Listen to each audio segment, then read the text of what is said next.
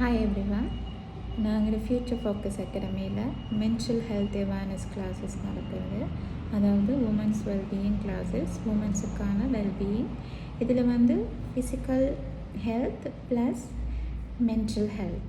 Physical health எங்களுக்கு எவ்வளோ முக்கியமோ அதை விட எங்களுக்கு முக்கியமானது மென்டல் ஹெல்த்.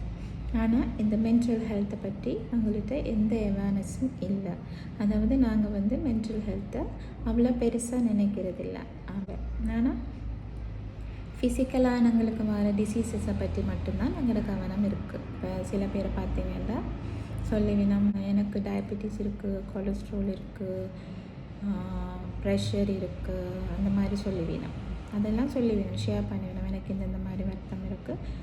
ஆனால் மென்டல் ஹெல்த்தில் இருக்கிற இஷ்யூஸஸை இப்போ யார்கிட்டையும் ஷேர் பண்ணுறதில்ல. அப்படி ஷேர் பண்ணுறதால ஏன் ஷேர் பண்ண மாட்டேங்கன்னா, நான் ஒரு ஸ்ட்ரெஸ்ஸில் இருக்கேன், நான் ஒரு டிப்ரெஷனில் இருக்கிறேன்னு ஷேர் பண்ண மாட்டேன். ஏன் ஷேர் பண்ண மாட்டேன்?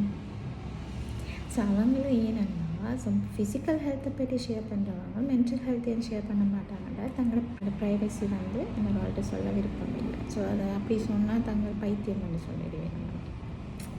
அப்படியான தாட்ஸ் இருக்காங்க சொசைட்டியில். ஏன்னா மன ரீதியான ஒரு பிரச்சனை இருந்தால் யார்கிட்டையும் ஷேர் பண்ண மாட்டோம். இந்த டிஜிட்டல் வேர்ல்டில் நாங்கள் எங்களோட வேலையை நோக்கி ஓடிக்கொண்டிருக்கிறோம் எல்லாரும்.